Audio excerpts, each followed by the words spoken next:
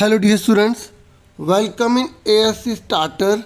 Dear students, इस video में मैं आपको जो भी बच्चे पत्राचार विद्यालय में एडमिशन लेना चाहते हैं ना, तो उनके लिए क्या एलिजिबिलिटी रहेगी और कौन कौन से डॉक्यूमेंट उन्हें सबमिट करवाने होंगे, इस वीडियो में मैं आपसे डिस्कस कर रहा हूँ।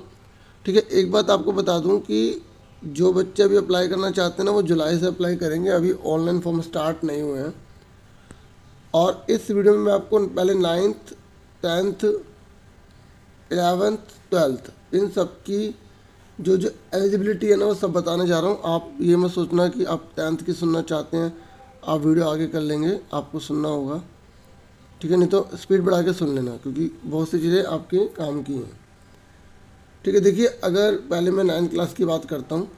9th क्लास में अगर कोई बच्चा पत्राचार विद्यालय में एडमिशन लेना चाहता है, तो अगर उस बच्चे ने 8वीं क्लास पास करी या फेल करी है, तो वहाँ से उस स्कूल से, चाहे उसने प्राइवेट से करिए गवर्नमेंट से करिए, तो स्कूल लिविंग सर्टिफिकेट उसको चाहिए। ठीक है, और अगर उसके पास जैसे स्कूल लिविंग सर्टिफिकेट नहीं है, तो एफिडेविट बनवा के दिया जा सकता है, और जिसमें एफिडेविट में डेट ऑफ बर्थ का जो प्रूफ है वो होना चाहिए। और जो बच्चा अगर 9th में एडमिशन लेना चाहता है, तो 13 साल का पूरा हो जाना चाहिए। अब जैसे यहाँ पर 2022 लिखा है, तो अभी 2023 का निकलेगा। ठीक है, और डॉक्यूमेंट आपको क्या क्या सबमिट करवाने हैं मैंने आपको बता दिया कि एक तो स्कूल लिविंग सर्टिफिकेट आपके पास होना चाहिए। अगर ये नहीं है तो आप एफिडेविट दे सकते हैं। ठीक है, एफिडेविट दे सकते हैं। ठीक है, जैसे अगर कोई बच्चा 7वीं क्लास का भी है ना, तो उसका भी वो दे सकता है एफिडेविट। ठीक है, या एसएलसी दे सकता है। बस यहाँ पर ये बात याद रखनी है कि आप 13 साल के पूरे हो जाने चाहिए 31 मार्च 2023 तक। ठीक है, बाकी यहाँ हिंदी में भी लिखा है, आप पढ़ सकते हैं। मतलब जिस भी विद्यालय से आपने जो भी क्लास पास करी है, फेल करी है, वहाँ से आपको एसएलसी या जो एफिडेविट होता है वो आपको बनवाना होगा। ठीक है, मतलब बनवाएंगे तो बाहर से, वहाँ पे आप साइन वगैरह टेस्ट वगैरह करवाते हैं। ठीक है, ठीक है। तो अगर आप SC या ST हैं, तो उसकी आपको 2 सेल्फ अटेस्टेड फ़ोटोकॉपी चाहिए। मतलब आप जैसे आपके पास डॉक्यूमेंट है, तो उसकी फ़ोटोकॉपी करा के अपने साइन कर देंगे। ठीक है, इस तरीके से आपको 2 ही सेल्फ अटेस्टेड कॉपी देनी पड़ेगी। अगर आप फिज़िकल डिसेबिलिटी है, अगर आप SC ST नहीं, तो आपको ये देने की जरूरत नहीं है। अगर आप फिज़िकली डिसेबल नहीं हैं, ठीक है, अगर आप दिव्यांग नहीं है, तो आपको इसको देने की जरूरत नहीं है। आपको हर बार 2 ही फ़ोटोकॉपी आपको देनी है जो सेल्फ अटेस्टेड होगी। आपको दिल्ली का प्रूफ जरूर देना होगा। ठीक है, अब दिल्ली के प्रूफ में जैसे आप बिजली का बिल हो सकता है, पानी का बिल हो सकता है, राशन कार्ड हो सकता है, आधार कार्ड हो सकता है, वोटर ID कार्ड हो सकता है। ठीक है, ये आप कोई सा भी दे सकते हैं। आपका या आपके पेरेंट्स के नाम होना चाहिए। ठीक है, और जो आप फीस जमा कराएंगे उसकी जो है ना रिसिप्ट चाहिए, ओरिजिनल, फ़ोटोकॉपी नहीं चाहिए। ठीक है, तो यहाँ तो 9th क्लास के सब्जेक्ट वगैरह बता रखे हैं कि आप कौन कौन से सब्जेक्ट चूज़ कर सकते हैं। जैसे इसमें से कोई 2 लैंग्वेज ले सकते हैं, SST आपको लेनी पड़ेगी, और इनमें से आप कोई 2 सब्जेक्ट चूज़ कर सकते हैं। तो टोटल 5 हो गए। आप एडिशनल ले सकते हैं। एडिशनल लेंगे तो 6 में से 5 में पास होना ज़रूरी होता है। ठीक है, अब जैसे कोई बच्चा अगर पत्राचार से कर रहा है, अगर वो 9th क्लास में जो है पत्राचार से पास हो गया, वो क्लास 10th में जाना चाहता है, और वो ये सोच रहा है कि मैं रेगुलर स्कूल में पढ़ लूँ, दिल्ली के सरकारी स्कूल में, प्राइवेट स्कूल में पढ़ लूँ, ऐसा नहीं है। ठीक है, प्राइवेट स्कूल का तो मतलब अपना अलग मामला है, वो उनको देखना है। लेकिन गवर्नमेंट स्कूल में बिल्कुल भी अलाउड नहीं है, यहाँ लिखा हुआ है। ठीक है, जो भी गवर्नमेंट है, गवर्नमेंट एडेड है, रिकॉग्नाइज स्कूल है, उनमें अलाउड नहीं है। अब देखो, रिकॉग्नाइज तो प्राइवेट भी होते हैं, है ना, और ये किसी और स्कूल भी लिखा है। तो मतलब कोई बच्चा अगर पत्राचार से 9th क्लास पास हुआ है, तो 10th क्लास रेगुलर नहीं कर सकता। ठीक है, तो हाँ, 10th क्लास पास हुआ है तो 11th क्लास रेगुलर हो जाती है। लेकिन अगर आप 9th से 10th में रेगुलर करना चाहते तो नहीं। ठीक है, और अब क्लास 10th का समझ लेते हैं। क्लास 10th में अगर आप एडमिशन लेना चाहते हैं, कोई बच्चा अगर 9th फेल हो गया या पास हो गया, तो वो पत्राचार विद्यालय में एडमिशन ले सकता है। लेकिन जिस स्कूल से वो पास हुआ है, उस स्कूल से उसे SLC चाहिए, स्कूल लिविंग सर्टिफिकेट। अगर उसके पास नहीं है, तो वो अगर 9th क्लास तक उसने प्राइवेटली किया है, तो फिर वो एफिडेविट दे सकता है जिसके अंदर बर्थ प्रूफ होना चाहिए, ठीक है। और उसकी उम्र जो है वो 31/2023, क्योंकि अब मैं 2023 की बात कर रहा हूँ, तो 2023 से 14 साल का पूरा हो जाना चाहिए, ठीक है। अगर कोई बच्चा यहाँ पर एक बात हो रहा है, कोई बच्चा 8वीं पास है और वो सीधा कह रहा है कि मैं 10वीं कर लूँ, तो यहाँ पर साफ बोला पत्राचार ने कि 1 साल का गैप ईयर होना चाहिए। आप ये नहीं कर सकते कि सीधा 8वीं पास करिए आपने पिछले साल और इस साल आप 10वीं पास कर लोगे, नहीं, आपको 1 साल का गैप देना पड़ेगा। या तो आप 9th करो, फेल हो जाओ, 10th कर लो, या पास हो जाओ 10th कर लो। आप 8वीं के सीधा अगले साल 10वीं क्लास नहीं कर सकते, ठीक है। जो बच्चे 9th क्लास में फेल हुए हैं, ठीक है, ये पास हुए हैं, वो पत्राचार से कर सकते हैं। पूरी तरह से DOE के अंडर में CBSE की गाइडलाइंस है, ठीक है।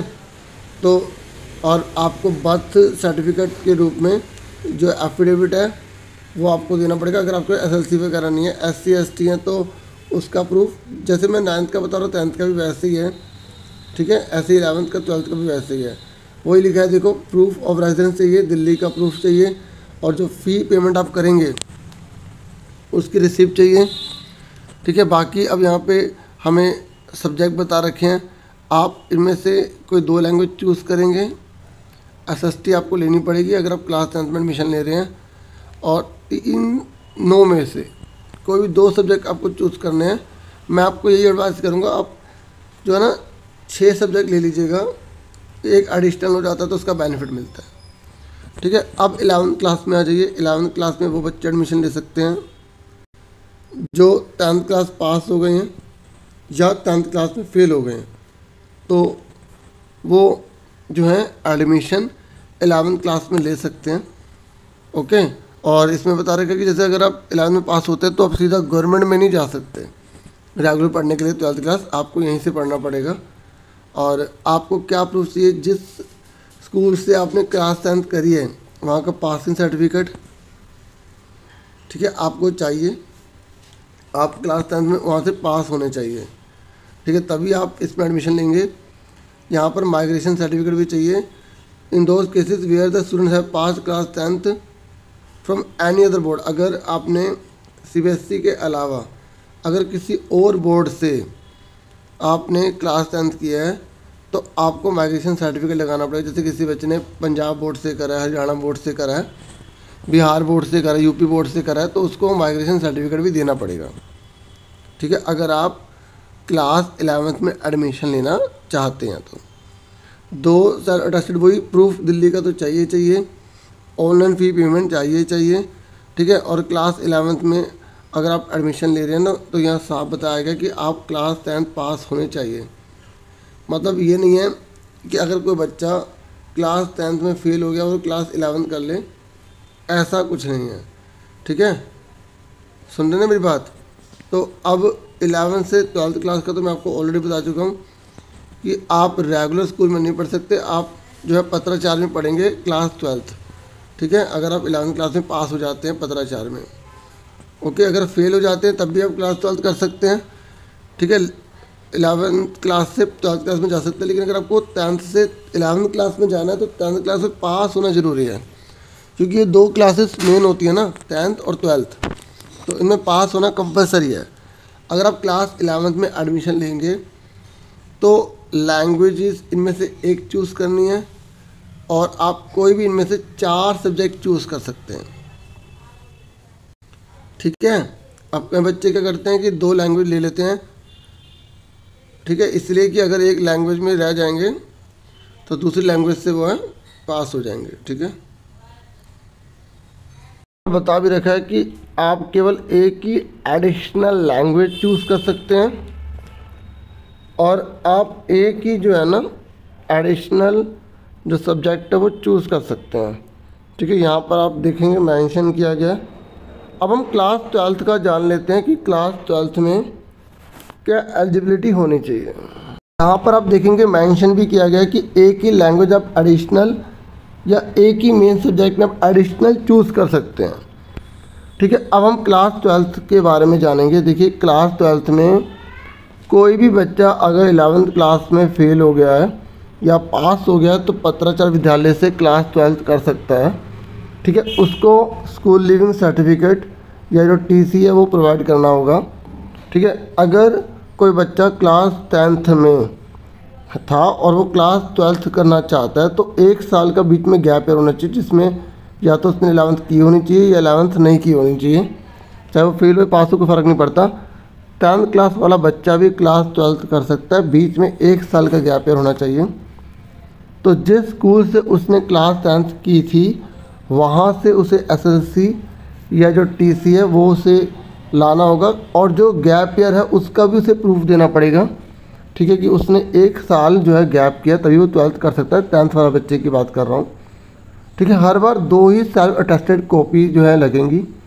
ठीक है, चाहे आपकी कोई भी हो। अगर आप क्लास 10th से सीधा क्लास 12th करना चाहते हैं तो बीच में एक गैप ईयर तो होना चाहिए, लेकिन आप क्लास 10th में पास होने चाहिए। ठीक है, क्योंकि क्लास 10th और क्लास 12th में पास होना कंपलसरी है। ठीक है, और उसके बाद अगर आप क्लास 10th आपने किसी और बोर्ड से करी है तो माइग्रेशन सर्टिफिकेट चाहिए, जैसे आपने पंजाब बोर्ड, हरियाणा बोर्ड कहीं से भी करी है तो। ठीक है, अगर आप क्लास 12th करना चाहते हैं 10th से सीधा। ठीक है, SC ST का आपके पास सर्टिफिकेट होना चाहिए, और अगर आप फिजिकली डिसेबल्ड हैं तो उसका अटेस्टेड फ़ोटो स्टेट होनी चाहिए। मतलब कहने का है फ़ोटो कॉपी करा के आप उस पर अपने साइन कर देंगे। ठीक है, इस तरीके से। तो यहाँ पर वही बता रखा है। और रिसिप्ट चाहिए आपको ऑनलाइन फ़ी पेमेंट की। फिज़िकली डिसेबल्ड अगर आप हैं तो उसकी भी आपको कॉपी चाहिए। ठीक है, और अगर कोई बच्चा 11th क्लास में ओनली फॉर दो students who were enrolled in class 11 इन पत्राचार विद्यालय, अगर वो बच्चा पत्राचार विद्यालय से तो उसे SSLC की ज़रूरत नहीं है, वो अपने आप सीधा ही उसका क्लास 12th में जो एडमिशन हो जाएगा। उसको सेल्फ अटेस्टेड जो फ़ोटो कॉपी लगानी पड़ेगी 10th क्लास की पास सर्टिफिकेट की, रिपोर्ट कार्ड लगानी पड़ेगी 11th क्लास की। ठीक है, और उसकी फ़ोटो कॉपी जो होती है, और SC ST है, फिजिकल डिसेबिलिटी है, और ये सारे सेम ही है। दिल्ली का प्रूफ लगाना पड़ेगा, और रिसिप्ट तो लगानी पड़ेगी ऑनलाइन फ़ी पेमेंट की। ठीक है, और CBSE के नॉर्म्स को आपको फुलफ़िल करेंगे। ठीक है, जैसे अगर आप क्लास 12th करते हैं तो आपको आर्ट्स लेनी है, कॉमर्स लेनी है या साइंस लेनी है, तो जो आपकी एलिजिबिलिटी CBSE के अकॉर्डिंग है वही चलेगी। जैसे 55% चाहिए होता है साइंस के लिए, 50 चाहिए कॉमर्स के लिए, अलग अलग सब्जेक्ट में क्या रिक्वायरमेंट है तो वही सेम रहने वाली है। ठीक है, ठीक है, आप कोई बच्चा जैसे 11th क्लास में उसके पास कोई भी स्ट्रीम थी, 12th में अगर चेंज करना चाहता है कर सकता है वो, लेकिन आपके 10th क्लास के हिसाब से वो एलिजिबिलिटी होनी चाहिए जो आपको वो स्ट्रीम दिलवा सके। ठीक है, क्लास 12th में आपको कौन कौन से सब्जेक्ट मिलते हैं, अलग अलग स्ट्रीम के अलग अलग सब्जेक्ट होते हैं। जैसे लैंग्वेज में अगर आर्ट्स की बात करें तो आप 1 या 2 चूज़ कर सकते हैं। एक लैंग्वेज में पास होना कंपलसरी होता है, तो आप जो है यहाँ पर 2 भी चूज़ कर सकते हैं। मेन सब्जेक्ट आपको इनमें से आपके ऊपर है, आप 4 लेते हैं 3 लेते हैं। Any 4 subject from the following if 1 language is chosen. अगर आपने 1 लैंग्वेज चूज़ किया तो 4, 2 लैंग्वेज चूज़ किया तो 3 भी ले सकते हैं। तो फिर आपके 5 मेन सब्जेक्ट हो जाएंगे, फिर 5 में पास होना होगा। अगर एक एडिशनल लेंगे तो इसमें क्या होता है, अगर एक में फेल होंगे तो उसी में पास होंगे तो आपको बेनिफिट हो जाएगा। ठीक है, लेकिन एक लैंग्वेज में पास होना ज़रूरी होता है। अगर हम कॉमर्स की बात करें तो कॉमर्स में भी यही है कि आप 1 या 2 लैंग्वेज चूज़ कर सकते हैं। मेन सब्जेक्ट आपके ऊपर है, 4 आप 3 कितने चूज़ करना चाहते हैं इनमें से। ओके, और एडिशनल आप कोई भी एक लैंग्वेज या कोई भी एक एडिशनल सब्जेक्ट जो चूज़ कर सकते हैं। ठीक है, एनी 1 लैंग्वेज या एनी 1 सब्जेक्ट, आप 6 ही सब्जेक्ट ले पाएंगे, मतलब एक ही एडिशनल चूज़ कर सकते हैं लैंग्वेज में या उसमें। ठीक है, अगर लैंग्वेज में लेते हैं तो लैंग्वेज में फेल होंगे तो लैंग्वेज में बेनिफिट होगा। मेन सब्जेक्ट में एक एडिशनल लेंगे तो एक मेन सब्जेक्ट में फेल होंगे तो उसमें फ़ायदा हो जाएगा, उसकी जगह उसमें नंबर लग जाएंगे। ये आपके ऊपर आप क्या चूज़ करते हैं। ठीक है, ऐसे ही साइंस स्ट्रीम है, साइंस स्ट्रीम में भी आप 1 या 2 लैंग्वेज ले सकते हैं। मेन सब्जेक्ट आपके पास जो आपको चूज़ करना चूज़ कर सकते हैं। ठीक है, एक ही आप एडिशनल सब्जेक्ट ले सकते हैं। Physical education subject can not be chosen as main. ये कह रहा है कि फिजिकल एजुकेशन जो दिव्यांग बच्चे हैं वो नहीं ले सकते, ना मेन में ना एडिशनल में।